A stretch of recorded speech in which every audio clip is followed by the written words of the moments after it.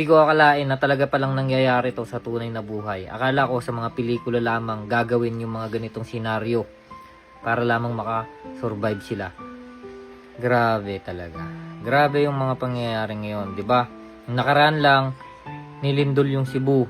Ngayon naman binaha sila at hindi lang basta baha. Sobrang laki ng baha at ang laki rin ng pinsala na naidulot nito dun sa kabuhayan ng ating mga kababayan dyan.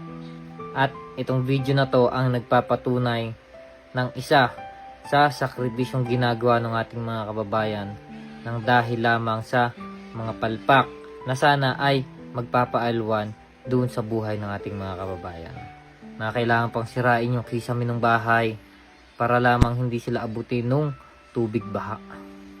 Grabe, nakakapanlumo makita yung mga ganitong sitwasyon ng ating mga kababayan.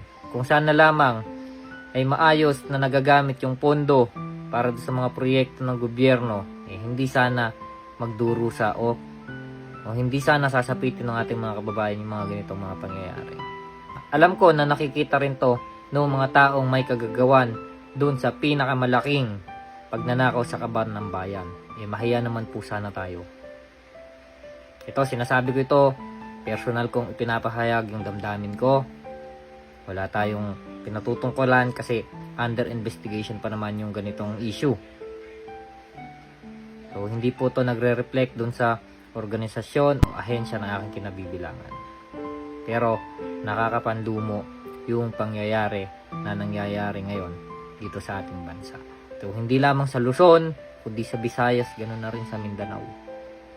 So, buong bansa po yung apektado sa mga kagagawan ng mga magnanakaw sa kaban ng bayan.